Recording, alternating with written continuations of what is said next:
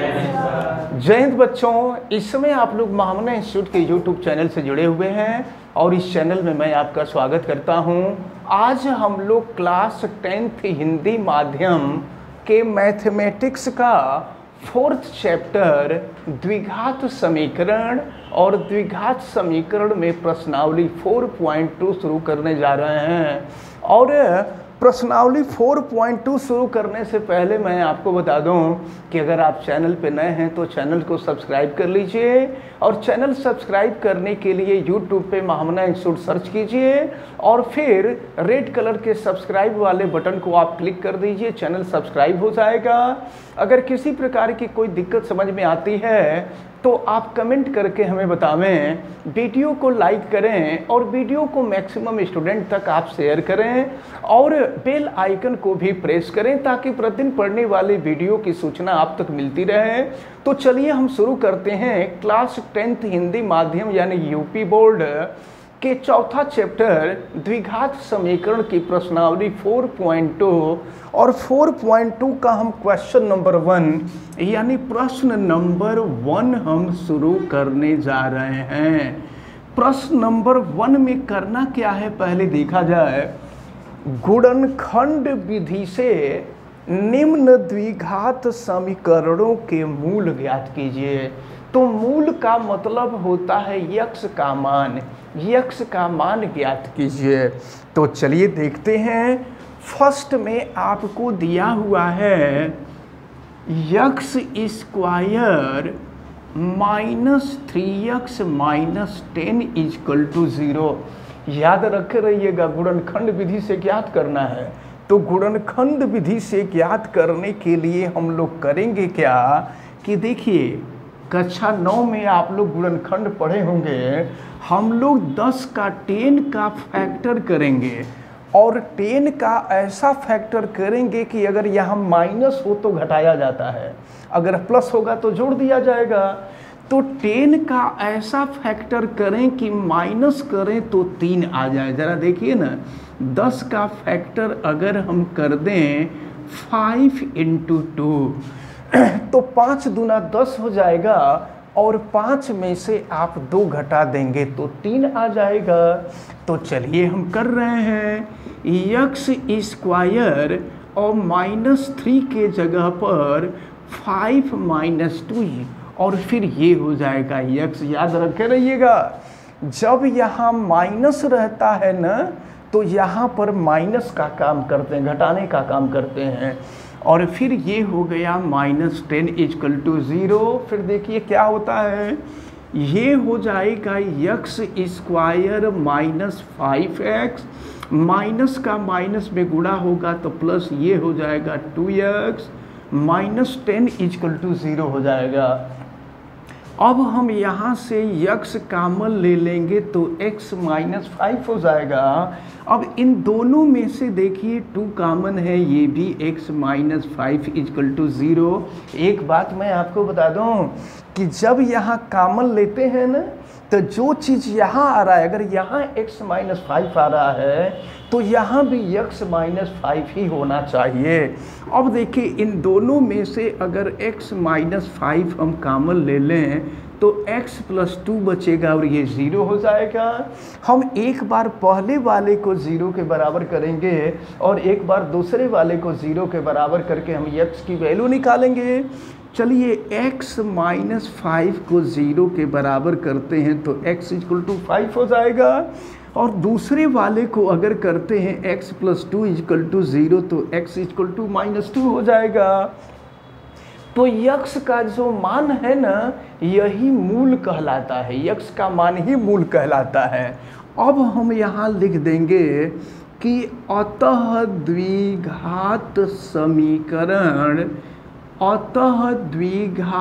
समीकरण के मूल।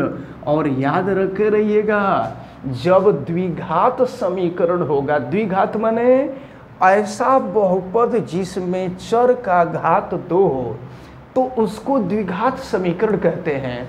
तो जब द्विघात समीकरण होता है तो उसको सॉल्व करते हैं तो चर के दो ठे मान आते हैं। जैसे यहाँ चर यक्स है, चर माने वेरिएबल होता है, वेरिएबल यक्स है, तो जब हम यहाँ सॉल्व करेंगे तो यक्स के दो वैल्यू आएंगे, एक हो जाएगा -2 और दूसरा है 5, यही आंसर हो जाएगा। तो इस प्रकार क्वेश्चन नंबर 1 का जो फर्स्ट पार्ट था ये सॉल्व होता है। अब इसका सेकेंड पार्ट हम लोगों को सॉल्व करना है। ज़रा देखिए, सेकेंड पार्ट को सॉल्व करने के लिए करते क्या हैं कि यक्स स्क्वायर का जो कोफिशिएंट है, जो गुणांक है, वो 2 है और यहाँ पर कांस्टेंट 6 है।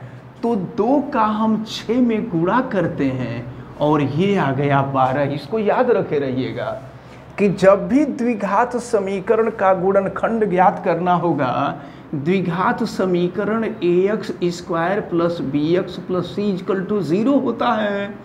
तो इसमें करते क्या है कि a का पहले c में गुणा करते हैं। तो इसके पहले वाला जो क्वेश्चन था वहाँ पर a के जगह पे 1 था, इसलिए वो प्रोसेस नहीं किए हैं। लेकिन यहाँ पर a के जगह पे 2 है, तो जानते हैं क्या करते हैं, पहले a का c में गुणा करते हैं, यानी 2 का 6 में गुणा करेंगे तो 12 हो जाएगा।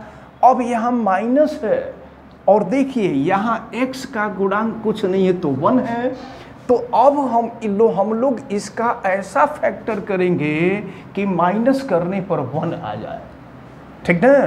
तो ज़रा देखिए 12 का फैक्टर करिए तो ये हो जाएगा 4 × 3 और 4 में से 3 माइनस कर दीजिए तो 1 हो जाएगा।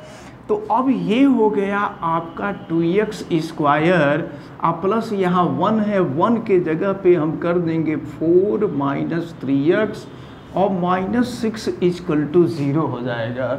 फिर देखिए क्या मिलेगा, ये हो गया 2x स्क्वायर प्लस 4 का x में गुणा कर देंगे 4x और माइनस हो जाएगा 3x - 6 इक्वल टू 0 हो जाएगा। अब देखिए क्या करें, अब इसमें से हम लोग इन दोनों में से 2x कॉमन ले लेते हैं। तो 2x कॉमन ले लेंगे तो यहाँ बचेगा आपका x + 2 और यहाँ -3 कॉमन ले लेते हैं तो ये हो जाएगा x + 2 = 0।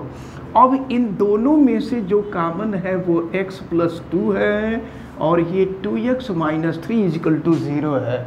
अब बारी बारी से एक बार इसको 0 के बराबर करेंगे, एक बार इसको 0 के बराबर करेंगे। तो चलिए पहले वाले को 0 के बराबर करते हैं, x + 2 = 0, x = -2 हो जाएगा। और इसके बाद दूसरे वाले को हम 0 के बराबर करते हैं तो ये हो जाएगा 2x - 3 = 0, 2x = 3 तो x = हो जाएगा 3/2। तो यहाँ पर देखिए यक्स के 2 मान निकले, तो यक्स के जो 2 मान हैं यही मूल हैं। फिर लिख दिया जाएगा वैसे ही, अतः द्विघात समीकरण के मूल एक -2 है और दूसरा 3/2 है। ये सेकंड वाले का आंसर हो जाएगा। चलिए अब हम देखते हैं थर्ड पार्ट। थर्ड पार्ट में दिया हुआ है √2x² + 7x + 5 √2 = 0। तो हम करेंगे क्या कि यहाँ पर x² का कोफिशिएंट √2 है और यहाँ पर जो कांस्टेंट है ये 5 √2 है। देखिए 5 √2 है, गुणा कर दीजिए तो ये हो गया 5 √2 का √2 में गुणा करेंगे 2 हो जाएगा और 5 में 2 का मल्टीप्लाई कर देंगे तो 10 हो जाएगा। अब देखिए यहाँ 7 है और यहाँ प्लस है तो जोड़ेंगे, माइनस रहता तो माइनस कर देते। अब हम 10 का ऐसा खंडन करेंगे कि जिसका अंतर करें तो 7 आ जाए।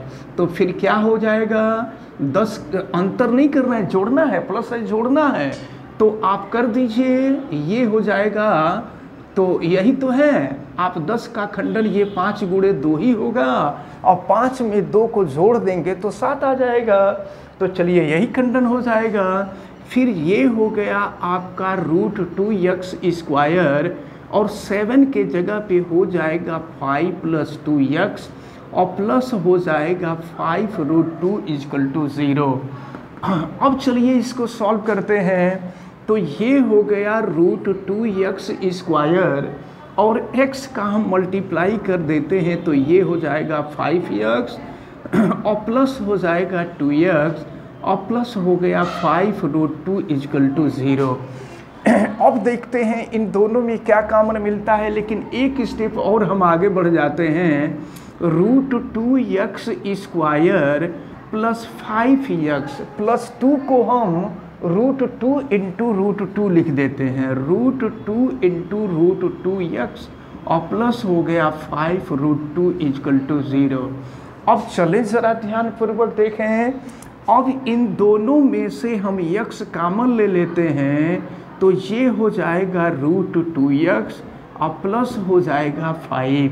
और फिर देखिए इन दोनों में क्या कॉमन होगा, तो यहाँ भी √2 कॉमन ले लीजिए दोनों में, तो ये हो जाएगा √2x + 5 = 0। अब देखिए दोनों में क्या कॉमन है, तो दोनों में कॉमन है √2x + 5 और ये हो जाएगा x + √2 = 0। अब देखिए एक बार इसको 0 के बराबर करें, एक बार इसको 0 के बराबर करें, तो इसको 0 के बराबर करें √2x + 5 = 0, √2x = -5x = -5/√2, x की वैल्यू निकल गई। अब इसी तरह से दूसरे वाले को हम करें तो x + √2 = 0, तो x = -√2 निकल गया। तो इस प्रकार आप देखें ये क्वेश्चन नंबर 1 का जो थर्ड पार्ट था, इसमें x की दो वैल्यूज निकली हैं, एक -5/√2 और दूसरा -√2 मिला है।